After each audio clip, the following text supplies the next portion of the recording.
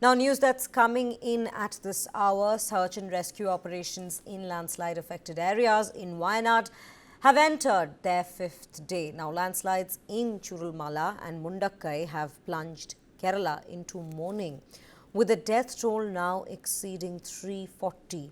Officials worry the number could climb higher as more than 250 people still remain missing, and this is after 120 hours of rescue operations already being underway since the time of this particular incident.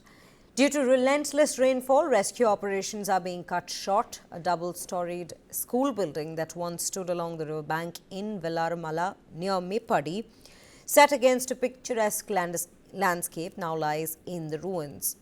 Now, the once lively playground filled with children's laughter is eerily silent. Well, the school's wreckage was among the first images from the Mundakkai region devastated by a catastrophic landslide on July 30th. Now, as we speak about this very landslide and the aftermath, or rather the consequences that we see in these accident-struck area, let's also bring to you this update that the death toll has now risen to 358. So with even each passing hour at this particular point of day 5 of rescue operations being underway, we see the numbers rising one by one. The entire neighborhood where the school was located, as we come back to focus on this particular school that we show you the visuals from, was demolished by raging boulders and buried under a massive slush. District administration has apparently failed in taking proactive steps to shift residents from the banks of Chaliyar, even after receiving heavy rainfall alert hours before the tragedy struck Chooralmala and Mundakkai regions in Wayanad. Residents of the landslide devastated villages in Wayanad district who were forced to flee their homes have reported thefts from their abandoned properties, prompting the police to increase the night patrols. This is another problem that is in fact developing in the camps there. Daring rescue of stranded tribal kids by Kerala foresters in the aftermath of Wayanad landslides. We can see the visuals coming in. They have been risking their own lives to go and rescue these children who were trapped in these regions.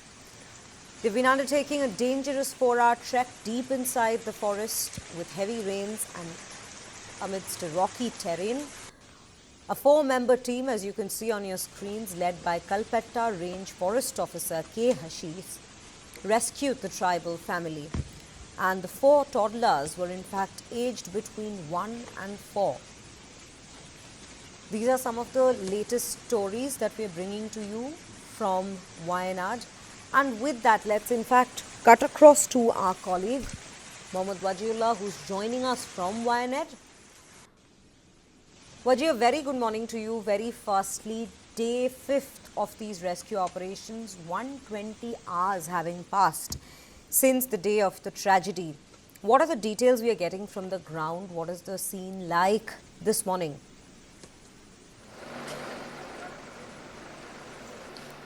Well, sir, with regards to the rescue operation, close to 219 people have died and 147 body parts have been recovered.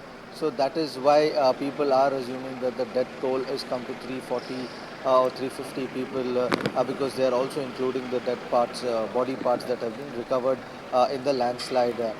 But if we talk about the rescue operation and everything, right now what we see, it's not about rescue anymore. It's more about the search, because they believe as much as they could rescue people, they have rescued.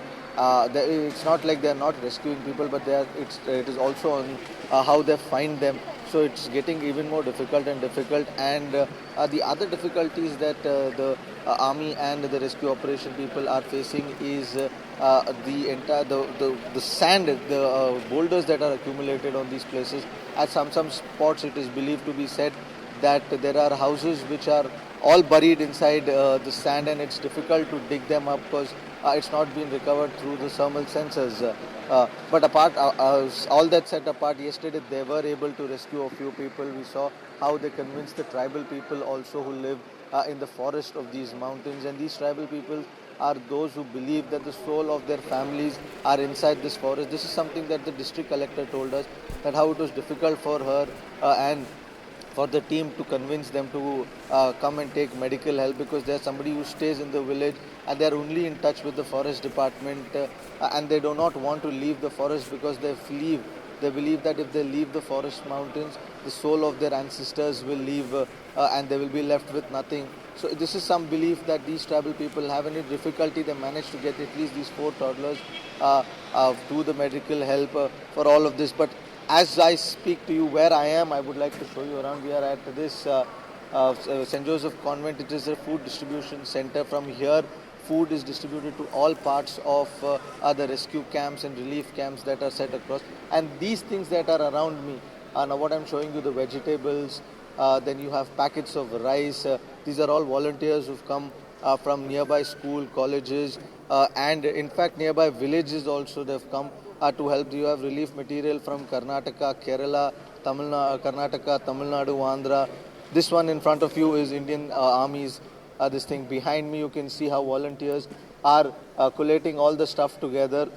And everything here that you see is done in such a systematic manner, and it's then loaded into these emergency jeeps, which then go across the relief camps, which are set up in different places, and it's distributed to them. On your right hand side, as you can see, there is an entire hill of water that has been kept here, so that water is available as in when people need.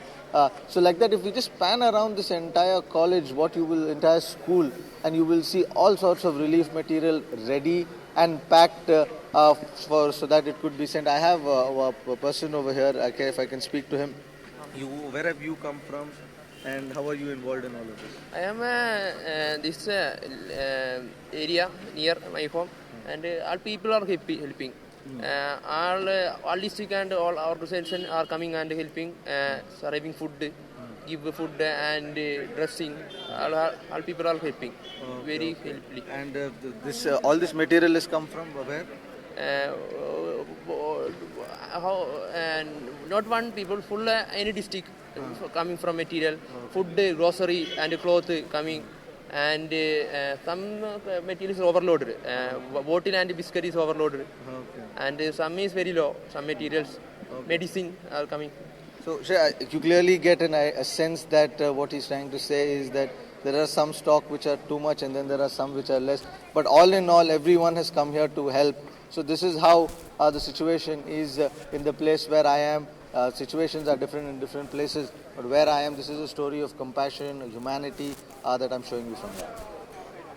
Absolutely, Waji. In fact, while we keep our focus on what exactly is being done and definitely the humanitarian angle to the story, Waji, what still remains to be a concern is the administrative failures in this particular situation. You see, at a point when there are rescue operations going on and there are relief camps that have been set up, we still see that there is some sort of a lapse in the security being provided to the camp areas, which is why we are hearing of instances of thefts from there.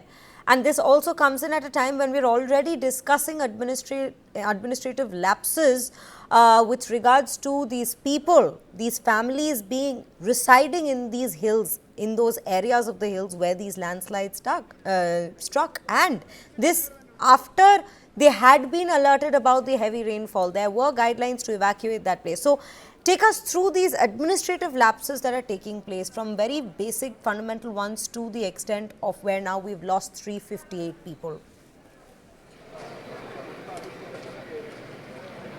Well, Shreya, there are different versions from different people. If you speak to some people whom we spoke to, they told us that yes, previously in the night they were informed, there were people who had come across their village and they did announcement that they will have to evacuate.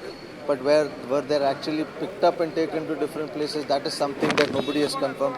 Then there are groups of people who've gone on to say that yes, there was no sort of announcement and we had no clue about it. So you have all these sorts of versions that are coming from relief workers and survivors who we've been spoken to.